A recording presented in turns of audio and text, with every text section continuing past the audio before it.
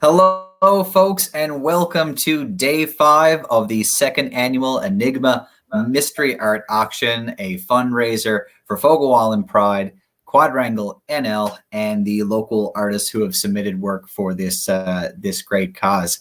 It has been a great week so far, folks. We are on our fifth and final day of this event, and I'm very pleased to say that yesterday we actually ended up surpassing. We've peaked so far. We're hoping to go over that again now today. Fingers crossed. It's going to be, I think, a tough one though. So yesterday we actually ended up getting up to a total of $575 coming in through bids.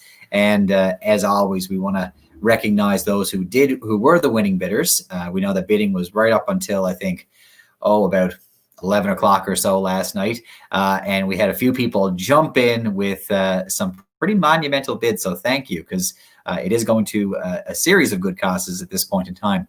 So a big shout out to Lee Danish, who actually took away 2 pieces yesterday, Deb Reynolds and Troy Godwin. So congratulations on winning those pieces yesterday. And a member of Fogo Island Pride will be in contact with you to arrange for shipping and payment and all of that fun stuff. So if I didn't already say it, and I don't think I did, my name is Trevor Taylor, and I am the co-founder and co-director for Fogo Island Pride, or at least one of them. And this is an art auction that is supporting not just us on Fogo Island, but it's also supporting Quadrangle NL. And all through this week, I've been going over their mission statement, and I've been I've misspoke a few times, and I've realized that I really should have been actually reaching out to the people who are involved with this directly to be able to bring them here and really talk about the importance of what Quadrangle means to the province. So today we do have a very special guest. We do have Charles Murphy, co-founder of Quadrangle NL, and looking at my producer now, and we'll bring Charles into the show. Hello, Charles. Hi, how's it going? Oh, not too bad at all. So I'm so happy that you've agreed to be here. We had a great conversation yesterday, and we've been getting these bids out, and you've been sharing our efforts on your own social media channels and all of that. So we are very much appreciative of it, and everything that Quadrangle is trying to do for the queer community here in Newfoundland and Labrador. So thank you so much. Anytime. There you go. And so I guess first, I guess that we want to get to know you a bit. So I guess what life decisions have you made that have led up to this very moment right now that you're here sitting down with Fogo Island Pride? Well, I'm originally from Halifax, Nova Scotia, but my father is from here. So basically, 12 years ago, almost come this January, I moved here for my job. I currently work as a lead artist at Clockwork Fox Studios, which is a studio that creates a math platform for teaching kids math from K to 3, and then going into 4 to 6. But when it comes to the queer and trans community and the 2S LGBT community of Newfoundland and Labrador, because I'm part of that community, that's where I kind of started getting involved with a lot of non-for-profit work and community work around members in our community. And I started with things like PFLAG.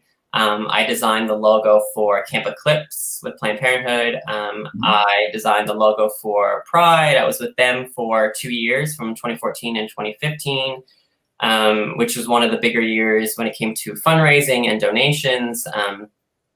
And then again, I was with Planned Parenthood for several years, and with 7 years, I've been with PFLAG for 8 years, helping to co-facilitate peer support for our community, as well as doing social events. So we host this lovely annual holiday Christmas party that we get money from Nelcor to kind of do.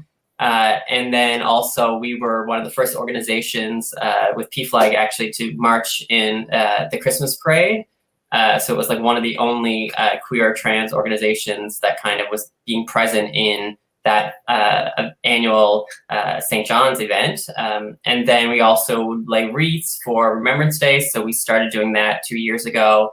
And then eventually I started getting into like, you know, we need more money for the groups that we're with. We need more support. It can't all just be based in fundraise or in non-for-profit work and individuals kind of taking that on freely. So I then co-founded with 4 others an organization called Raise Up Fundraising, and we do an annual drag bingo here in St. John's. We've done six, and this year would be our 7th. And that kind of raises money for queer and trans organizations and other marginalized groups. And with that organization, we've raised over $40,000, of which half of that has gone out to other organizations and other groups in a number of different initiatives. And then with Quadrangle, which is like why we're here today and why we're talking about it, is basically all kind of roots back into the idea that we didn't have anywhere in our province that's an organization that's a charity base that is able to have that kind of ability that a lot of other charities have with like writing tax receipts or creating partnerships that have government funding or government backing. So a group of us got together and we kind of sat down, and it was kind of propagating since 2013 with me talking to my friends being like, it would be great to have a space that people could come and like have a coffee or, have paint nights, or do, story times or get-togethers, or, maybe even looking for those things that we actually need, those services around like supports for mental health, for medical referrals, all of those kind of things in one central space so that people can kind of know where to go. Because right now, a lot of our organizations are kind of scattered across the province. They're all doing these like really important work. But again, it's all volunteer based, and it's hard at times for someone who's new to the province to find community and find who they are. And I'm sure, much like with what the work that you're doing with Fogo Island, like it's being generated by volunteers, and our community has always kind of been doing that. And the organizations that are charitable, that are doing work for our community, are kind of taking that on either as a second piece of their mandate, or as like an extra bonus work that they want to do because they're seeing a need and they're seeing the gap. So with us getting charitable status, it really opens up that door for us to get that building, to have staff, and kind of start looking after our community with the community doing the work, but getting paid and having those opportunities like every other organization or every other community does. Yeah. And all of that work is so important. And I mean, and I know we've had conversations about this as well, that often, especially in the networking piece that comes along with that, and then supporting all members, marginalized members within the community, for just say Fogo Island out here. I mean, we're doing what we can, but oftentimes we are very, what's the word? We're disjoint. We're removed from what's happening, right? So again, that work that Quadrangle is going to be, that he will be doing and currently is doing, is so important in making sure that we're reaching all members within our community and across the province. So 100%, and that's kind of where our focus is. We're not wanting to duplicate services. We're not wanting to absorb organizations that are currently doing the work they're doing. We just want to be able to connect those dots and strengthen what's already there. And because we have the charitable status, we can apply for things like grants that non-for-profits generally can't, but we can partner and work with them so that we're strengthening everyone in a much more cohesive way. Awesome. If there's anybody out there now listening to this broadcast, or maybe maybe it's recorded and now put up somewhere, if they did want to, if they're hearing this and they're saying to themselves, this is exactly what we need in our community, how can they reach out to you? Sure. So they can go to our Facebook. So you can just basically type in Quadrangle NL. We have Instagram, we have Twitter, same kind of handles. If you just use @the Quad NL, you'll find us. We do have our website, which is just, I believe it's going across the screen. I'd say it's down there. Right there, which is thequadnl.com. We do collect donations through Canada Helps. So if you go to canadahelps.com, I think, or .org, I can't remember.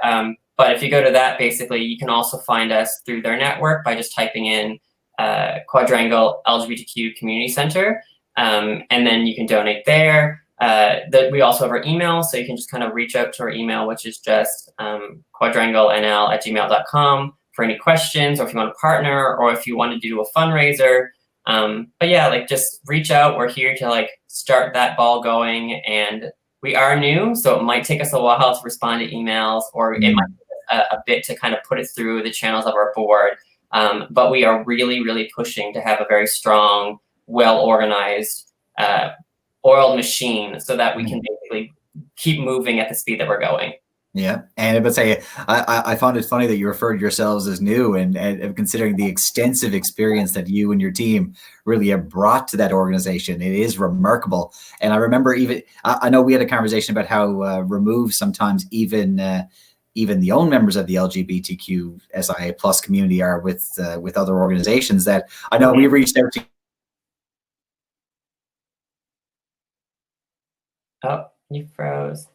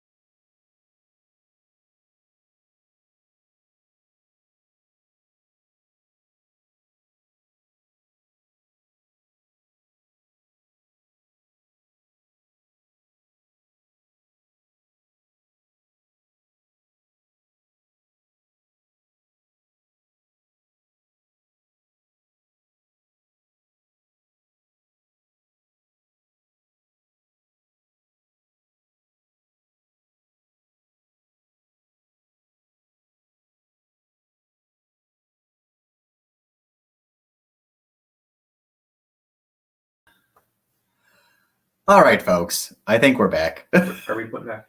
All right. Sorry about that. I think we again. I think this has been 5 for 5 that we have encountered technical issues while streaming something on Fogo Island. And again, who would have ever thought we'd have internet connection issues on Fogo Island? Do we still have Charles? Mm-hmm. All right, let's bring Charles back. Did I just freeze and then just like you were talking to yourself for a while? Well, I heard you talking and then it stopped and you froze and I was like, I heard some of it and I'm like, I'm gonna wait, maybe it'll come back. Well, sorry for leaving you high and dry. I'm not quite sure what the last thing you heard was, but I do know that you're in the process, or you're going to be soon applying for a grant, and I didn't know if you want to speak to that right now before we let you go. So there's a few grants that we are applying for, but we got approved for one already. I'm just going to bring that up so I remember the exact language to use. So like I said, we have been applying for a bunch of grants here and there, and small ones and larger ones. So we've applied for, the bigger one that we've applied for is through wage. And so we applied for a substantial amount that would actually help us be able to travel across the province and work with the areas and the regions basically across Newfoundland and Labrador, and ask those individuals in the community like what they needed and what a center or space would look like for them. So instead of like kind of going in and doing this kind of like parachuting idea where an organization goes in and takes information, we want to be able to go in and ask them like, what exactly do you need from us? Not the other way around of what we need from them. So say if we're going to Labrador and it's around, they just need resources and they just need the space to know that they can connect with somebody. Well, we're going to make sure that we have a very strong network of the who's who and the what's in like where we connect those dots to people and make sure that they're getting the needs that they need serviced. But a grant that we actually got approved for was through United Way, but it was with the Government of Canada, and it was called the Emergency Community Support Fund from Employment and Social Development Canada. So we got $25,736 dollars basically for this project. And this project's around, much like what you're doing on Fogo Island with the food security, is helping individuals in our community with financial aid, with food, with, you know, having bi-monthly kind of like sit down conversations. So if someone needs something, we can do that online.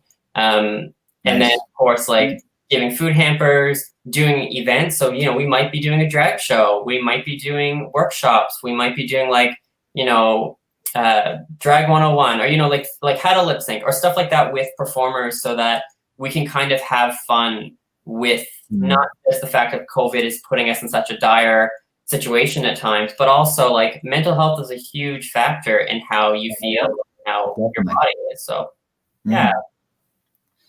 Well, it's excellent. Thank you so much. I would say I feel like we could talk about these issues all day, but I really like how the vision there is to let's go out to these communities and let's build a capacity within these communities to create sustainable measures on their own, and you're really in there supporting them through that. I think it's an excellent model. Exactly, and with the way that we're operating is, even though the first one is being in St. John's, it is not the only one that we want. We want to basically make hubs across the regions of Newfoundland and Labrador, so that like we have someone in Labrador that is like our contact for support. We have someone in Corner Brook that is that kind of contact, so that we can grow this, because we don't want it to be like we have one and that's it. This is something we have scope for. Like, we want it to grow. Yeah, and with such a large and geographically vast province and diverse province, I mean, we need those hubs, and we need that networked, what's the word I'm trying to look for, approach to solve these issues. Exactly. All right, so thank you so much, Charles. I really appreciate it. We are going to let you go. We've I'm not quite sure what the amount is at this point in time, but we fundraised at least a few $100s for Quadrangle this week, hoping to add to it today. So again, thank you so much. Thank you. Take care. Awesome. All right. Take care. All right. Thank you very much. That was Charles Murphy, co-founder of Quadrangle NL, coming to us to speak about what his organization is doing and all of the great work that is happening in the province for within the LGBTQ2 SIA plus community. All right, so we are going to get to our auction, our lot number 5 today. Quick shout out though for Fogo Island Pride that our Pride Week is starting on the 9th. That is this Sunday, with our flag raising that is happening at the Iceberg Arena. Just a note, actually, that has not been completely widely distributed, but we are going to say here now that that event, while it's not open to the public, it is actually only for invite only. It is going to be streamed live on our social media channels, so you can take part virtually from 11:30 to 12 on Sunday morning. All right, and our Pride Guide is also now available. You can find it at fogoislandpride.org. Oh, we've got a printed copy here. A fabled printed copy. One of my favorite features. I'm just going to read this to you right now. No, I'm not. You guys can go online and read yourself. You folks can. But one thing that we have really taken an effort to do is go and collect local queer stories and post them here, as we believe it is something. It's an often unheard of piece within our community. So it's something that we've strived. We've really putting our efforts into getting out there. All right, so lot 5. Let's get on it. Let's get on her.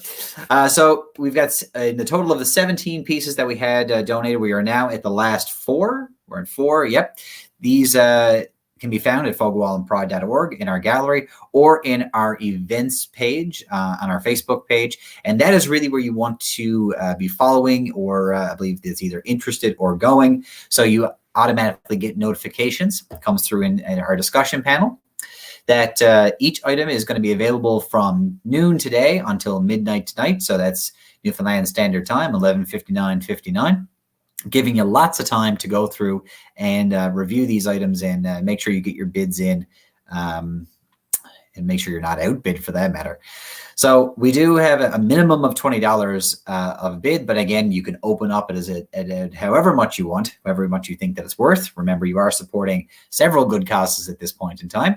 And then we need to have increments of at least $5, but if you want to jump up by 15, 20, or 100, you know, whatever tickles your fancy, by all means, go ahead and do it.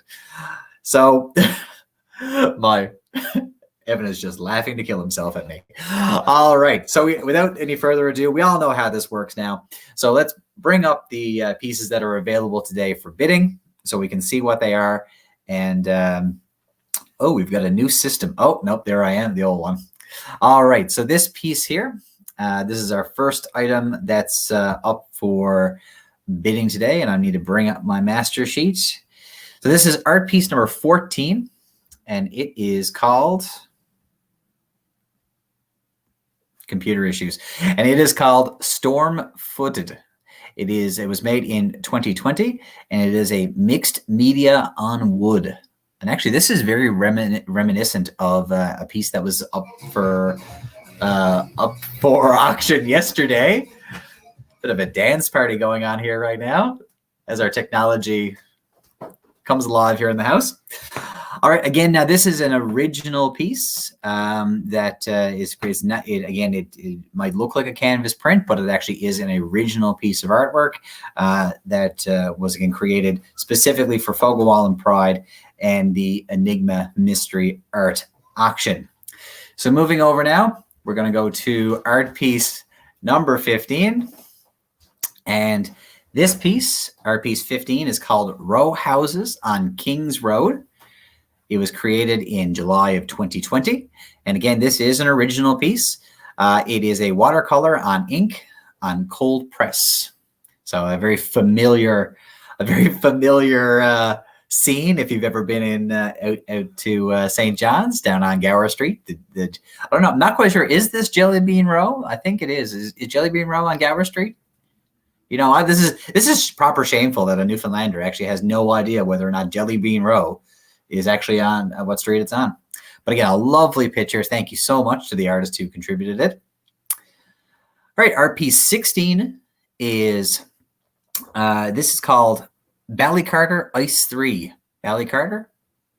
Ballycatter? I feel like that's or Ballycatter? Yeah, there we go.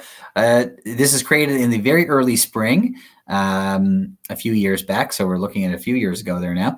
It is an abstract interpretation of the beautiful curls and curves of ice hugging the stage legs during the spring, during that time of the year. A very unique scene, or a scene that we see fairly frequently. And it is also an original piece. It is an acrylic on a wood panel, 8 inches by 8 inches. Again, lovely color, lovely depth. I think it would look great in my living room. Unfortunately, we're not allowed to bid. And moving on over to art piece 17, the last piece in our art auction. Certainly wasn't last but not least. This is called Beach Weaves. It is a macrame weaving that is hung on driftwood. It was created specifically for the Enigma Mystery Art Auction this year, 2020, July of 2020. And it is Fogo Island driftwood, cotton cord, and various yarn scraps with an exclamation mark. So the artist was yelling that at me. Various yarn scraps. But specifically made with materials here on Fogo Island. So if you wanted to get a little piece of Fogo Island, you would be guaranteed to get it in this piece here, art piece number 17, up for auction in our last and final lot of the Enigma Mystery Art Auction. So we'll bring up all the pieces now so everyone can see them. We've got art piece 14, Storm Footed, 15, Row Houses on Kings Road, 16 is the Ballycatters, Ice 3, and then we've got Beach Weaves. So those are available now. They are across your screen. Make sure to follow us on social media to keep up to date with all the going on with Fogo Island Pride and the Mystery Art Auction. And remember that if you are bidding today, you have to comment on the picture of the art piece that you want in our Facebook events group inside the discussion panel. If you're posting outside of it, well, hopefully we'll find it and we'll put your bid in, but make sure that you actually click on that picture first and then comment with your name and your bid. All right. I think that is it for me, folks. Happy bidding and see you next week for Pride.